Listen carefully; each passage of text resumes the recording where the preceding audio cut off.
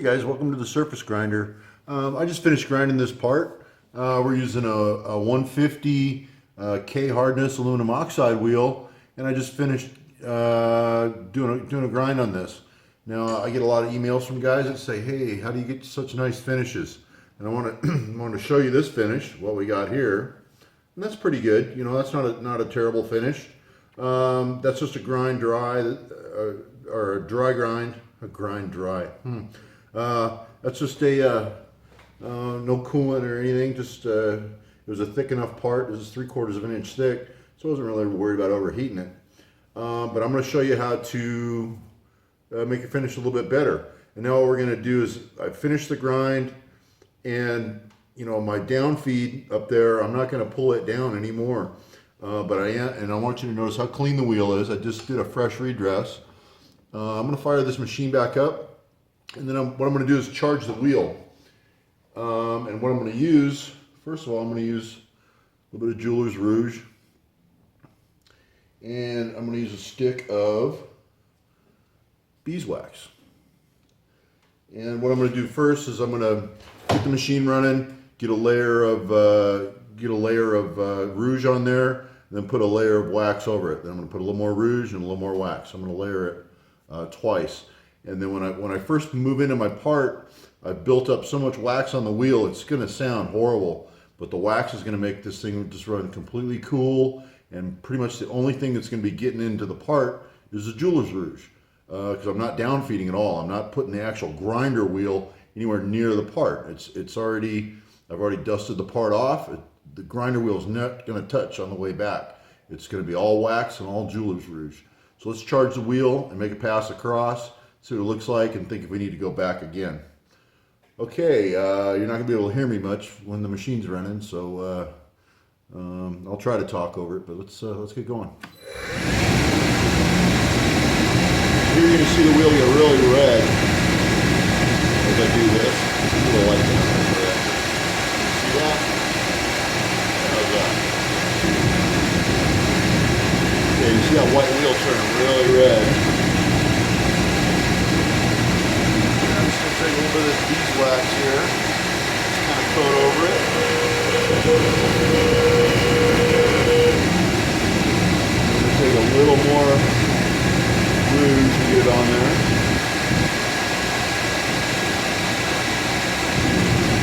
And then a little more beeswax. Kind of seal it in there. It's kind of mixed up. Okay. If you've never used beeswax, it's got the consistency of a crayon. It's a real heavy wax. A little heavier than a candle. But got a light out of your way. We're still pointing at what we're doing. We're not going to downfeed. We'll move our way across. When the wheel first comes in contact with the work, it's going to peel all that excess wax out of the way. And it's going to sound horrible. But believe me, this thing runs cool as a cucumber. I'll check it with my hand as it passes by, but it sounds like you're just ruining the part. It's not that bad. So keep going.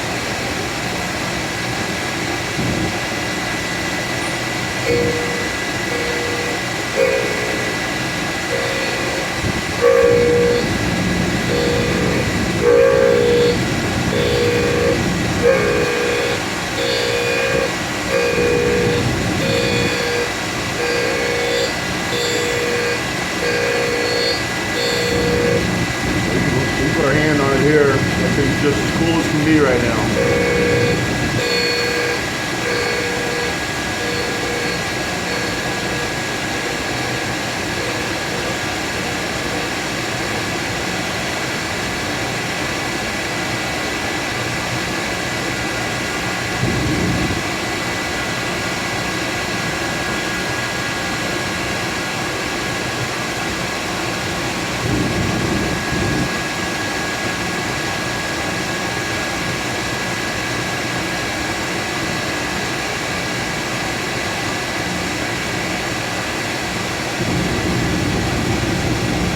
Now we're going to reapply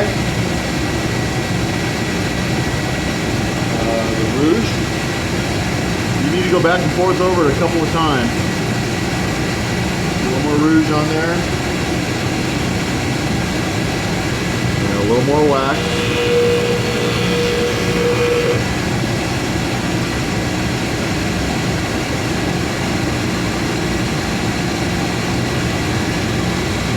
We're going to go and pass back over it.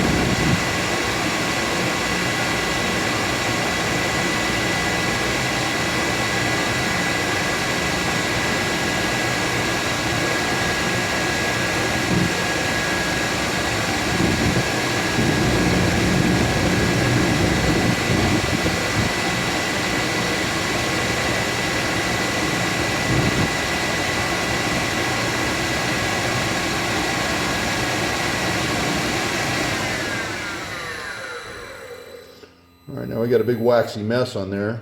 WD-40 actually dissolves that pretty good, so let's give that a little bit of WD on there, and then we'll kind of dissolve that wax away from there.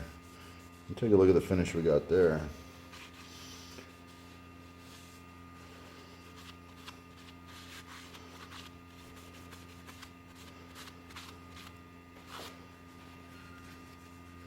So that wasn't too hard, you know. It's a wheel that's already on there, and you're just coming up on a final, and you got your final dimension.